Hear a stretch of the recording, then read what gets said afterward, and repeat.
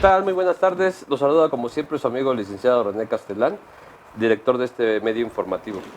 Hoy tenemos a una invitada de honor, la licenciada en Derecho Dulce Montserrat Agatón Barrera. ¿Estamos correcto? Sí.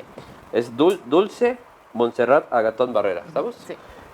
Maestra en Política Criminal por la División de Estudio de Posgrado de la UNAM. ¿Estamos? Sí. Maestra, muchas gracias por estar con nosotros. No, gracias por la invitación. No, te agradecemos mucho que estés con nosotros, de verdad. Para nosotros es un honor, ¿eh? Gracias. El tema que queremos abordar contigo es la perspectiva de género. ¿Qué es la perspectiva de género? La perspectiva de género en este caso la vamos a entender como una herramienta metodológica y analítica para efecto de estudiar las relaciones. Originalmente era estudiar las relaciones de poder que existían entre hombres y mujeres, sin embargo ya desde una perspectiva de la Corte Interamericana se ha abierto y más bien es para estudiar estos roles de género, cómo crean ciertas relaciones de poder, ciertas desventajas entre las personas.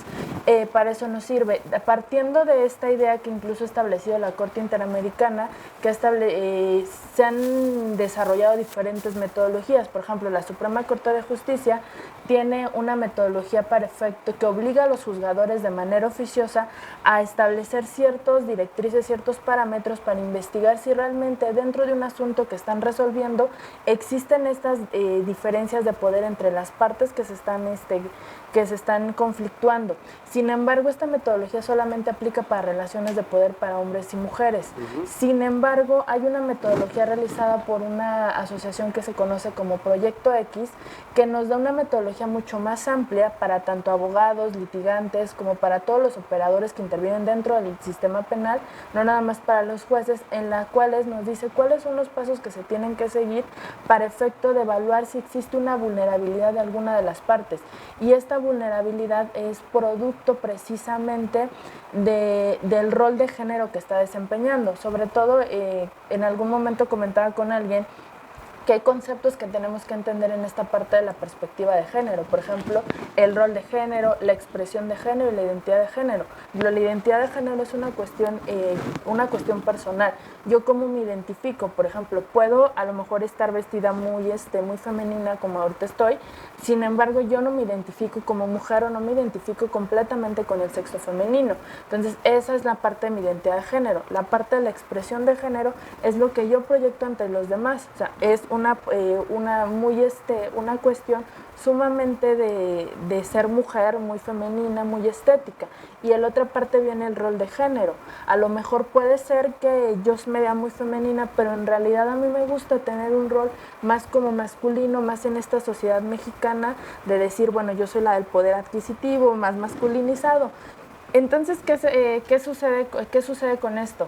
Tenemos muy estereotipado la parte de que nada más la violencia de género, la perspectiva de género es aplicada a las mujeres, cuando en realidad no.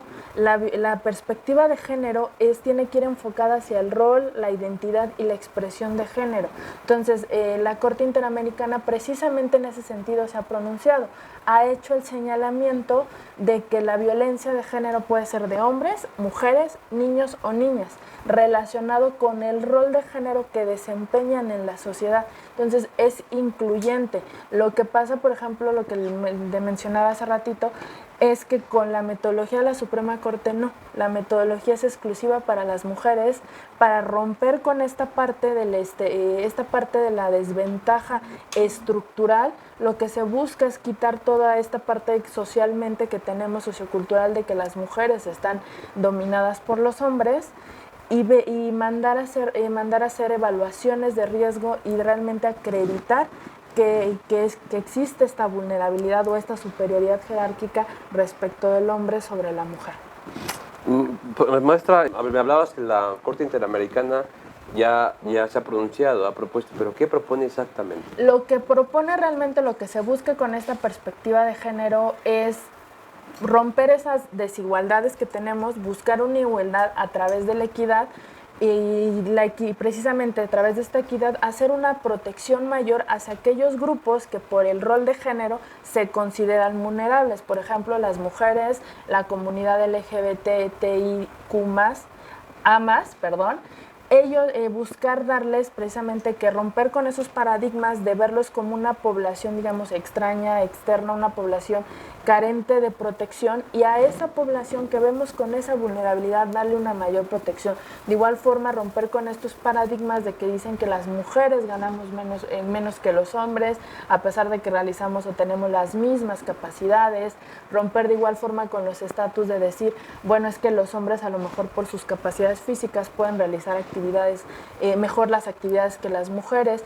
Simplemente buscar esa igualdad, por ejemplo, que ahorita las convocatorias actualmente, y que de hecho la modificación de uno de los artículos de la Constitución que no tengo presente, que viene esta parte de la paridad de género, ¿no? De ya buscar que todas las plazas, que todos los cargos públicos sean 50% mujeres, 50% hombres, para buscar precisamente esa equidad, ponernos en igualdad de circunstancias.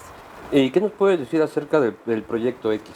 Este proyecto X es una maravillosa metodología, a diferencia de la Suprema Corte de Justicia, porque aquí ya nos da la pauta y es bastante aplicable, viene de muchos estudios de género, y nos da la pauta exactamente para que todos los que intervengamos dentro del proceso penal, todos apliquemos ciertas herramientas para efecto de poder analizar el análisis de la vulnerabilidad, y sobre todo también analizar la parte de que ver si una ley realmente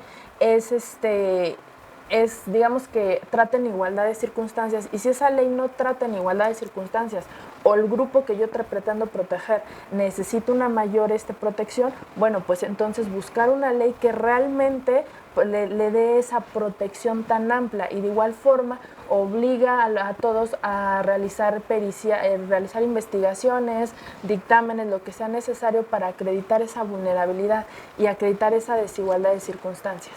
Maestra, pero yo creo que la igualdad de género pues siempre la hemos tenido, ¿no? Lo que me llama mucho inclusive las mujeres han sido muy protegidas por la ley. Y creo que también ha habido abuso de parte de las mujeres, por ejemplo, en el metro, ¿no? Me tocó. A lo mejor ni es cierto.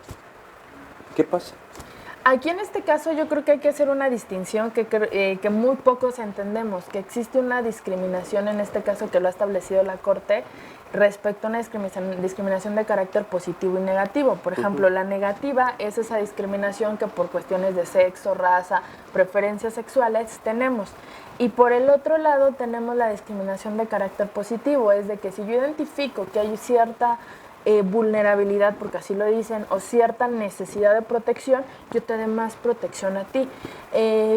Justo platicábamos en un foro que dimos hace unas semanas de perspectiva de género, en el que intervino Michelle Salas, en el que precisamente decíamos, ha existido un abuso por parte de la perspectiva de género precisamente por la mala observancia de manera general en cuanto a cómo se tiene que aplicar.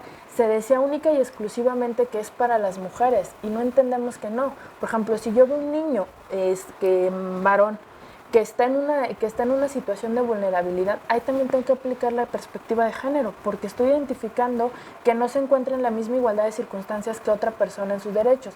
La comunidad LGBTTIQA+, que precisamente es una comunidad bastante vulnerada, y no necesariamente nacieron biológicamente mujeres, algunas tienen el rol de género, la identidad de género, han cambiado de sexo, entonces ellos también necesitan esa vulnerabilidad. El tema es que hemos entendido que la perspectiva de género solamente aplica para las mujeres. Por ejemplo, precisamente lo que pasa en el metro, si existe una vulnerabilidad o existe una desigualdad, por ejemplo, el varón, ahí también tendría que aplicar perspectiva de género. Pero el tema es que la gente piensa que como viene este movimiento feminista radical, piensa que única y exclusivamente va enfocada para nosotras las mujeres, y en realidad no. Te voy a decir, por ejemplo, ustedes, mujeres, transporte rosa, ¿no?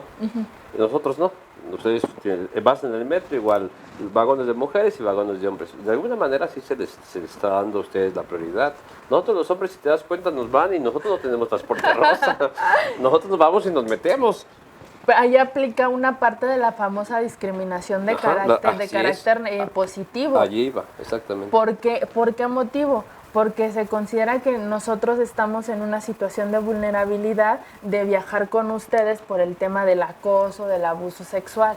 O sea, por eso viene esa parte de esa discriminación. Pero a lo mejor si ustedes también dijeran, bueno, me siento acosado y hicieran movimientos y demás, pues a lo mejor también conseguirían esta parte de que se les Pero te voy a diera un comentar que transporte. nosotros los hombres, por ejemplo, si llegamos a ser acosados, bueno, yo no he sido acosado, yo no diría nada, me daría pena.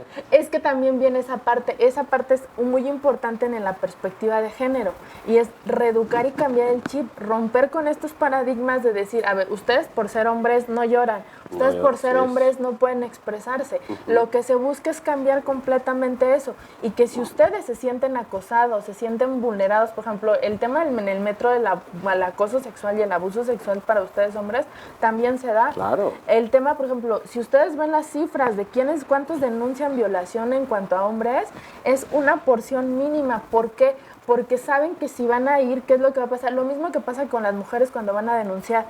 Ay, ¿en serio te violó? ¿Realmente pasó esa situación? Mira, yo te voy a que comentar. tú lo querías, ¿no? Te voy a comentar, yo soy abogado penalista, yo tengo un asunto ahorita donde al parecer la madrastra denuncia a su pareja, a su concubino, por violación a su hija, a la hija de la madrastra. Y al parecer no hay nada, ¿eh? Hay peritajes donde no existe nada. Pero mientras, ya la pareja, el hombre, el varón, ya lo afectaron, ¿no? Como abogada penalista también te puedo decir que hay cierto abuso en el tema perspectiva y te lo puedo confirmar. He llevado asuntos de abuso sexual que empezaron con materia civil, o sea, materia familiar, y como la señora perdió en materia familiar, vino el tema y ahora voy con otro, ¿no? Ahora voy y lo denuncio al señor porque abusó sexualmente del menor. Hasta de mí mismo, mí mismo. Y con el simple señalamiento de decir, ¿sabes qué? Si con que vaya la niña y diga, me tocó, como forma parte de dos grupos vulnerables, o sea, forma parte del grupo vulnerable de la infancia, interés superior del menor y perspectiva de género porque es niña, con eso basta y sobra para que la persona sea condenada. Y cuando revisas lo que dice la carpeta de investigación, el dictamen sale sin afectación, hay contradicciones entre las versiones, pasan a la niña Bosti y en Bosti dices que mi mamá me dijo que dijera. Así es.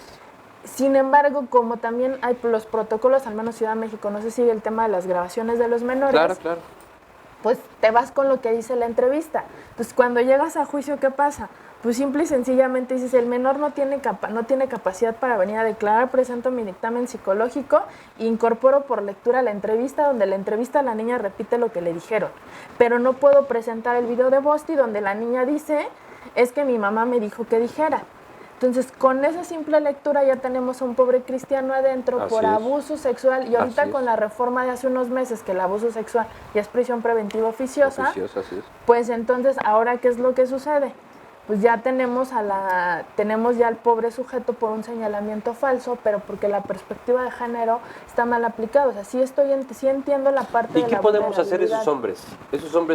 ¿O qué pueden hacer esos hombres que han pasado estas cosas? ¿Pueden denunciar?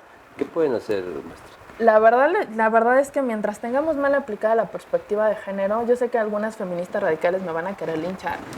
Yo soy feminista, no sería contra natura no decir que soy feminista, pero sí también hay que reconocer este abuso que se está dando, ¿no? O sea, las mujeres también somos generadoras de violencia, las mujeres también podemos violentar a los hombres. O sea, no nada más se trata de que, platicamos justo antes de la entrevista, que no nada más se trata de que los hombres asesinan mujeres, también las mujeres asesinamos mujeres. Así es. O sea, tenemos que ver esta amplitud, ampliar nuestro concepto de perspectiva de género, aplicar las metodologías tanto para ustedes como para nosotros. Por ejemplo, no tendría por qué existir un concepto de transfeminicidio. ¿Por qué? Porque la mujer que asesinaron, por ejemplo, caso Paola Buenrostro, Paola se identificaba y se expresaba como mujer. Entonces, porque la sociedad la tenía que reconocer como mujer, las leyes la tenían que reconocer como mujer desde la perspectiva de género, porque, a pesar de que haya nacido hombre. Entonces, ¿por qué tenemos que darle una clasificación de transfeminicidio? Cuando el tipo penal pues dice, el feminicidio es el homicidio de una mujer por cuestiones de género. Paola socialmente era mujer.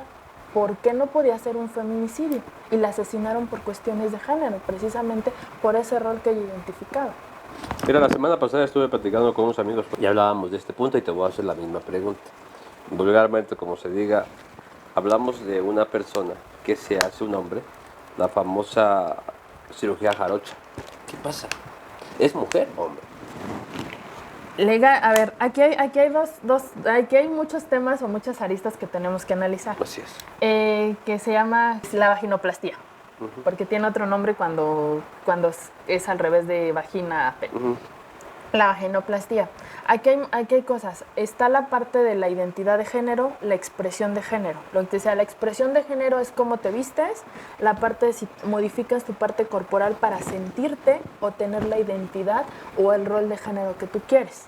O sea, por ejemplo, en este caso la vaginoplastía nació siendo hombre, que ese es su sexo con el que nació. Viene la parte de la identidad, él se siente mujer. Bueno, ya diríamos, ella se siente mujer, hace todas las modificaciones, todo este proceso, y se modifica y es mujer. Pero, a ver, un paréntesis. Yo creo que no, porque no tenemos los mismos órganos. No hay los órganos reproductores de una mujer, no las tenemos. Se hacen, perdón, como lo voy a decir, la famosa jarocha, pero no tiene ovarios, externa. Así es, ¿qué pasa con eso? Yo pregunto, ¿ahí habría un feminicidio o no? Aquí en este caso, si aplicamos de manera muy amplia la perspectiva de género, tenemos que respetar la identidad y la expresión de género y el rol de género para darle esa denominación. Entonces, si se siente mujer, ya modificó todo para ser mujer, y ya no, incluso aunque tuviera aparato reproductor masculino, si su rol de género, su identidad y su expresión de género es mujer, es mujer. Punto. Aunque incluso había, por ejemplo, en derecho comparado, hay países que para darte el cambio de documentación tienes que pasar por un proceso psicológico, un proceso de trabajo social para autorizarte a hacerte el cambio de reasignación de sexo. Y después tienes que pasar, en este caso también, para que te den los documentos como mujer o como el sexo que tú quieres adoptar, tienes que pasar por todo este proceso. Es un proceso largo. En México no. En México, con la última reforma, ¿qué es lo que sucede? Si yo me siento mujer, quiero ser mujer, o yo diría, yo me siento hombre en mi caso, quiero ser hombre, quiero que mi identificación diga Juan Pérez, hago mi trámite correspondiente y legalmente voy a tener mi INE, mis constancias, me llamo Pepe y que punto. Me llamo Juan José Pepe y punto. Ajá, sí, claro. Si un hombre va y dice quiero llamarme Lupita, es Lupita, porque en la perspectiva de género eso es precisamente lo que incluye. La identidad, el rol y la expresión con la que tú sientas, esa es la que se te tiene que reconocer. ¿Crees que hayamos confundido o hay una confusión en la perspectiva de género? La confusión viene precisamente porque no entendemos todos los conceptos que vienen incluidos. O sea, nada más pensamos que la perspectiva de género, lo que platicaba hace ratito, entendemos que nada más la perspectiva de género única y exclusivamente es la violencia de la mujer, del hombre en contra de la mujer. Y no entendemos que la violencia también es, por ejemplo, José, que nació siendo José y se siente Lupita, y alguien a fuerzas, una autoridad le quiera decir, pues tú eres José. O sea, espérame, él se siente Lupita, se expresa como Lupita, quiere ser Lupita y lo reconocen y quiere que lo reconozcan como Lupita. Eso es violencia de género, que no lo reconozcan por la identidad y la expresión de género que él quiere. Okay. Eso es violencia de género. Estamos violentando. Sí, porque no estamos respetando su expresión y su identidad de género. Ese es el problema, que muchos no hemos entendido qué es lo que aplica violencia de género. Pensamos que la violencia de género nada más es el esposo que llega y le pega a la esposa, que es el esposo que violenta económica a la mujer, que el esposo celoso y demás. Eso es violencia de género. Si, por ejemplo, yo, caso inverso, y no va a decir, por ejemplo, a mi pareja, yo le reviso el celular, lo celo, llega y no llega a tiempo o no llegan las horas y lo agarro a cachetadas o le meto sus rasguños o le estoy chantajeando, eso también es violencia de género en contra de él. Pero como ustedes hombres normalizan esas conductas y hablan de la famosa tóxica, ¿no?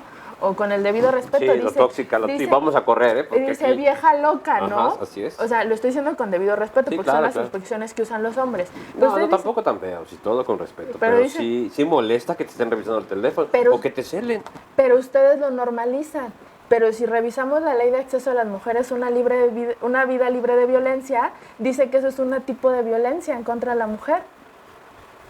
Ah, caray. Entonces eso también es violencia de género, que los decíamos en un curso de policía de investigación, que ustedes se quedan dormidos y mañosamente agarramos su dedito y desbloqueamos el teléfono. Invadir su privacidad también es violencia, pero ustedes lo normalizan y lo toman como la tóxica, la mujer celosa.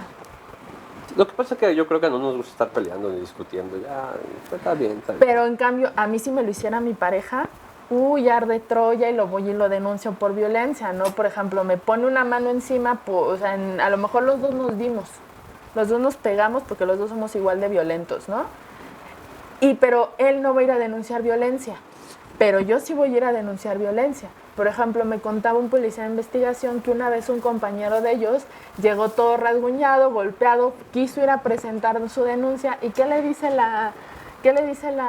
el compañero policía de investigación que lo entrevistó? Ay, ¿cómo crees que vas a denunciar a tu esposa? Pues también tú dale.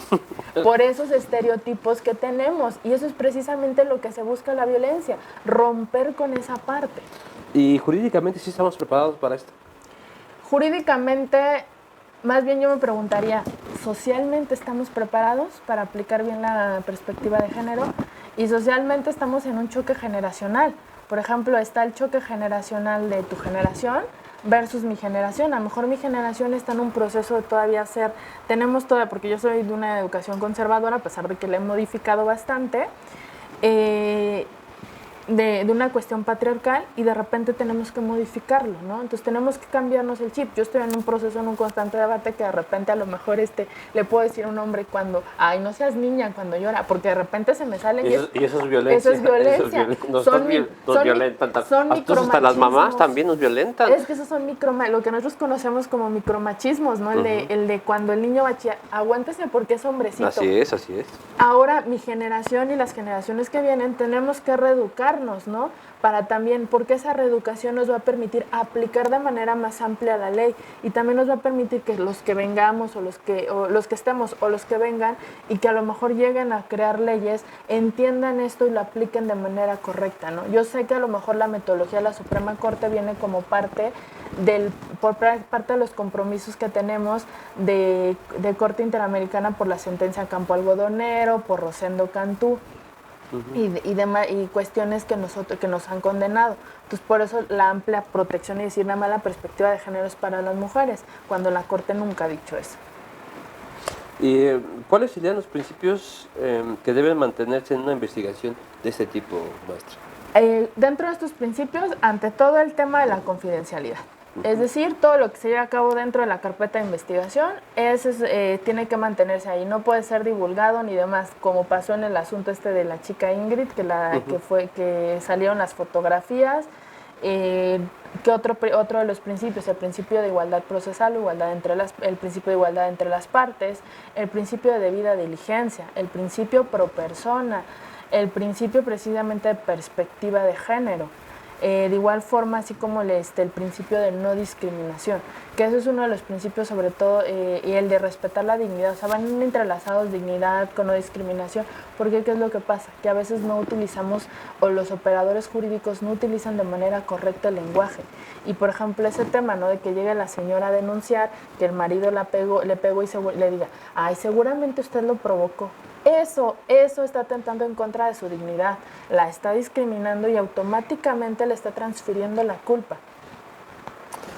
Pues es que estamos viviendo una situación muy complicada. Yo soy más a la antigua de la chancla vengadora, resuelve todo. No, pero ve que ya creo que en Guanajuato ya hay una ley en contra de la chancla, la ley antichancla. Sí, pues yo le voy más a la chancla vengadora porque entonces ya no podemos decir ni hacer nada.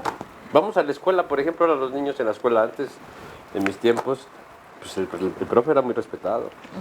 Ahora ya no. Los derechos humanos de los niños les falta el respeto a los profesores. Es que una cosa es ampliar la protección de los derechos y otra muy diferente, así como nos decían las abuelitas, hay una diferencia entre libertad y libertinaje, ¿no? Una cosa es proteger a los niños y otra cosa es decirles, a ver, te doy el poder para que no sigas las reglas, ¿no? Lo mismo pasa con el tema de la perspectiva de género del feminicidio, o sea, el feminicidio, del ser feminista. O sea, una cosa es que el feminismo en su naturaleza, o sea, en su origen, sea buscar esa igualdad, esa equidad entre hombres y mujeres. Es que estoy convencido que la hay. Pues, Yo no creo que no haya igualdad de hombres y mujeres. desde mi Es más, yo creo que las mujeres tienen hasta más capacidad, inclusive intelectual.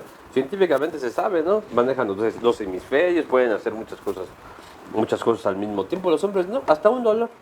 Ustedes aguantan más un dolor que nosotros los hombres. Es que precisamente ese es el tema. Hay que ver cuáles son las particularidades o cuáles son las características de cada uno de nosotros. Por ejemplo, lo reconocemos, pues dicen las mujeres somos multitask, ¿no? Ustedes los hombres nada más pueden trabajar con un hemisferio y ya, y párenle de contar. Nosotros podemos estar haciendo 1000 cosas, ¿no? Podemos hablar, creo, 2000 y tantas palabras en un día y ustedes se van hasta 5000, 8000. Exacto, porque tenemos capacidades y precisamente eso es lo que hay que reconocer o lo que hay que buscar en la equidad, las diferencias que hay entre cada uno. Por ejemplo, yo les decía a los policías de investigación, ustedes me quieren poner a levantar la mesa, pues yo les voy a decir, ni soñando la voy a levantar, ahí sí voy a identificar que yo tengo una desigualdad con ustedes, ¿no? A ver, maestra, te voy a poner un ejemplo. Nosotros hablamos como 2,000-3,000 palabras por ahí, ¿no? Por día. Entonces llegas a casa y ya no quieres hablar porque hablaste todo el día. ¿Damos? Ajá. Y tu esposa, oye, ¿y qué pasó? Oye, los niños. Oye, eso también me están violentando mis derechos. ¿Por qué? Porque ya no quiero hablar. Ya se me acabaron mis 2000 palabras. O sea, ya se me terminaron. Por eso ahí también venimos con la deconstrucción social, ¿O sabes ¿no? qué, mi amor? Pues aguántame. Déjame que procese y deja que que procese mis recupere. otros 2000, ¿no? Pero eso es precisamente parte de lo que busca la perspectiva de género, esa reeducación, esa reestructura de las relaciones, porque nosotros estamos acostumbrados, o sea, perdón la expresión, yo creo que también, digo, me van a linchar muchas, pero estamos acostumbrados a esa idea de decir, ay, es que los hombres son los que me tienen que abrir la puerta, o sea, los hombres son los que tienen que pagar la cuenta, los hombres no tienen que ser los proveedores. A ver, yo le voy a preguntar, maestra, ¿no le gusta que le abran la puerta? No estoy tan acostumbrada. No pregunté, ¿no le gusta? No estoy Yo creo que es muy bonito que llegue un caballero, te abra la puerta. Es más, hasta te cargue, hombre. Pues no, luego me regañan porque yo me bajo del coche como Pedro por mi casa. Es así de me bajo y es así de, es que me da flojera estar esperando a que te des la vuelta, ¿no? O sea, en lo que tú llegas yo ya me bajé del coche y ya podemos entrar sin problema, ¿no? O el tema de, por ejemplo, el tema de que tenemos la idea de que es que el hombre tiene que pagar la cuenta. ¿Ya no? O sea, perdón, o sea, si yo te invito, pues no tengo ningún tema con a lo mejor pagarla yo, ¿no? Decir 50-50, ¿no? O sea, ¿por qué necesariamente esta parte? Habrá mujeres que les gusta que los hombres sean proveedores, habremos otras que a lo mejor ya traemos otro chip de que pues también nos gusta este tema de la independencia económica y este tema de decir, bueno, o sea, si el hombre también provee, entonces ¿por qué yo no puedo proveer? No, luego ustedes dicen, yo voy a trabajar, pero para mí. Tú sigues dando tu gasto, ¿eh? Y trabajo para mí nomás. Pero para comprarme mis cosas que tú no me compras. Pero en ese sentido, no estamos en un absurdo. Queremos igualdad jurídica, queremos igualdad social, igualdad laboral. ¿Pero no has escuchado esto? Pero no la damos. Así, ¿no has escuchado que te dicen, a ver, mi amor, yo voy a trabajar, pero para mí, tú mantén a tus hijos, tú dame mi gasto como siempre, ¿eh? Esto es para yo comprarme mis cosas. Sí, lo que tú no me compras. Pero por eso digo, o sea, entonces hay un choque ideológico. O sea, yo quiero mantener los privilegios de la educación machista versus quiero también los beneficios de la educación de perspectiva de género sin aplicarlos de manera complementaria, ¿no? O sea, entonces ahí también estamos en un cuadro ilógico. Hablemos del feminicidio. ¿Cómo podemos identificar un feminicidio? El feminicidio, para empezar, al menos de manera genérica, que lo que se busca es estereotipar, ahorita se busca estandarizar, podemos decir que se trata del homicidio de una mujer por cuestiones de género. Al menos en la Ciudad de México tenemos fracciones específicas en las cuales vamos a identificar el tema de género. Por ejemplo, primero, que haya existido antecedentes de violencia, haya cuestiones de agresión de carácter sexual, haya mutilaciones, el cuerpo haya sido dejado de manera expuesta en un lugar público, haya en este caso amenazas previas, haya una relación de poder entre la víctima y el victimario. Ok. ¿Y quiénes son los que cometen el delito de feminicidio? En este caso, afortunadamente, el tipo penal, al menos Estado de México, Ciudad de México, ha roto completamente el de decir nada más los hombres son los que asesinan mujeres y dice que puede ser cualquier persona, ¿no? O sea, queda abierto, es decir, el que asesina a una mujer con estas características que ponen las fracciones, ese es feminicidio. O sea, puede ser un hombre, puede ser una mujer, precisamente porque a lo mejor platicamos en algún curso, en algún congreso, que también las mujeres asesinamos mujeres. ¿Cómo se llevará a cabo una intervención previa al inicio de una investigación? En este caso hay que utilizar una herramienta que nos ha dado la Corte Interamericana de Derechos Humanos, que en este caso se conoce como contextos. Es decir, no me puedo cerrar a la idea de decir, por ejemplo, lo que pasó en el caso de Nadia aquí en el Estado de México, que fue muy sonado, en el que el esposo y el cuñado la asesinan y simulan un suicidio. Entonces hay que primero llegar, revisar la escena, revisar el lugar de los hechos, analizar los indicios, protegerlos y empezar a entrevistar a todas las personas que se encontraban en el entorno de la víctima. Y partiendo de esto, empezar a establecer líneas de investigación y con las líneas de investigación establecer hipótesis. Y ya conforme nosotros vayamos investigando, vayamos recolectando nuevos indicios o nuevos actos de investigación, vamos a ir excluyendo la línea de investigación que no se conduce. No nos podemos cerrar a decir nada más fue suicidio, ¿no? Porque tal si en realidad fue un feminicidio y fue simulado. ¿Cuáles serían las agresiones sexuales? ¿Cómo vamos a identificar una agresión sexual? Sobre todo aquellas que van encaminadas al tema de afectar de manera directa la esfera psicosexual, la libertad psicosexual de las personas. Por ejemplo, las más comunes que tenemos es la violación, el abuso sexual, en este caso de igual forma el acoso sexual. Incluso la corrupción de menores en algún sentido afecta en contra de la esfera psicosexual. Menos en los códigos son los más comunes que nosotros encontramos. Cada uno tiene sus elementos para acreditarlos durante la investigación, pero sobre todo en todos tenemos que aplicar la perspectiva de género. ¿En qué sentido? En no revictimizar, en el tema de buscar, en este caso, primero antes que nada creerle a la víctima. O sea, yo creo que ahí recurre en lo que me señalabas antes, ¿no? O sea, por a lo mejor un falso señalamiento, pero en este caso, para no revictimizar, lo que diga la víctima es lo principal. Ya claro. Después la investigación mira diciendo si los datos de prueba confirman o corroboran la imputación o la manifestación que hace la víctima. Pero entre tanto le tengo que creer, ¿no? Y evitar preguntas estigmatizantes, evitar toda esta parte de hacer señalamientos o de transferirle la culpa a la víctima. Maestra, ¿por qué muchas víctimas tardan en denunciar? ¿Qué pasa ahí? Hay muchos factores que intervienen en este caso, sobre todo cuando hablamos de delitos sexuales. ¿Por qué tardan en denunciar? Primero, por el temor a ser juzgadas, porque ya saben que van a llegar a denunciar y seguramente se van a pasar los 1000 años allá adentro, van a tener que contarles lo que le pasaron a muchas personas. Luego, segundo, se están sometiendo al hecho de que a lo mejor no les crean este señalamiento, no les resten credibilidad. Otra parte puede ser que estén en contacto con su agresor, ya sea que forme parte de su familia, sea algún jefe, sea algún compañero de trabajo, ¿no? Entonces tengan en este caso el riesgo de perder su trabajo. O venga esa parte de que en algunos casos, por ejemplo, que dicen que el mayor grado de abusos sexuales o violaciones son dentro de la familia, ¿no? Que la familia lo minimice y le diga, lo estás inventando, no es posible que tu tío, que tu primo te toque, ¿no? Entonces ese temor, esa estigmatización y sobre todo el hecho de que dicen, o sea, lo voy a tener que volver a revivir, voy a tener que volver a pasar. Y una cosa que aprendí trabajando con víctimas de delitos sexuales es que la agresión les resta poder, o sea, sienten que perdieron el poder y realmente hay que hacer un trabajo de convencimiento para devolverle el poder a la víctima, volverla a empoderar como mujer, como persona, para que tenga el valor de repetir los hechos. Por ejemplo, pudo haber denunciado, pero cuando le dices vamos a las audiencias ya no quieren porque dice voy a ver a mi agresor. Y cuando llegan a juicio, pues traen toda esta crisis existencial de voy a tener que volver a revivir esto porque voy a tener, aunque estén en testigo protegido, voy a tener que ver al sujeto. Entonces, tenerlo enfrente les causa este shock. Entonces, a veces esa parte emocional y social es la que les impide. ¿Y en qué momento un coqueteo se convierte en acoso? En el momento en que la persona no se sienta cómoda con él.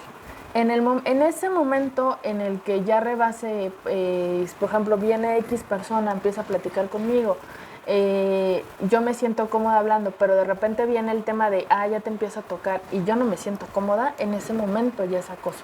En ese momento ya no está permitido. Aunque no te toquen. Aunque no me toquen. Si yo no me siento cómoda, y aplica para hombres y para mujeres. Ya se convierte en abuso. En ese momento ya se convierte en una, ya me estás violentando, porque realmente no es algo que yo esté autorizando. Había un meme que dice que cuando tiene dinero es güerito, es piropo, y que cuando es pobre y feo es acoso. No, más bien es cuando yo no me siento cómoda. Lo mismo pasaría contigo.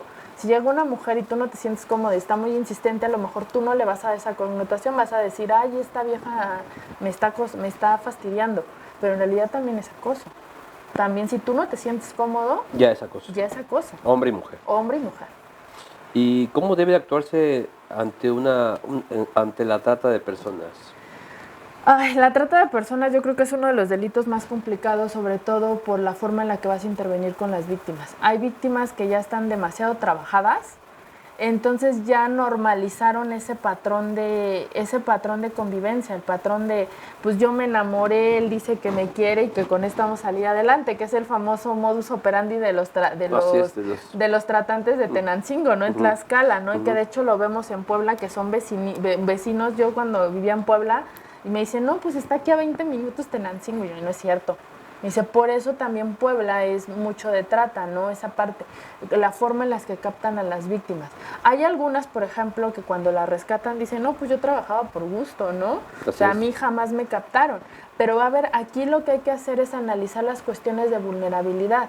A lo mejor ya sufren las víctimas una especie de síndrome de Estocolmo en el que ya normalizaron y en lugar de ver a su victimario como el victimario, lo ven como el que la salvó, el príncipe azul. Entonces, aquí hay que hacer una intervención transdisciplinaria, o sea, trabajador social, psicólogo, el personal médico, para revisar toda la situación, que lo mismo pasa, por ejemplo, en todos los delitos de género y, por ejemplo, en feminicidio, que cometen mucho el error, y en violencia familiar. ¿Cómo voy a argumentar el riesgo feminicida si yo no tengo una evaluación de riesgo por un trabajador social?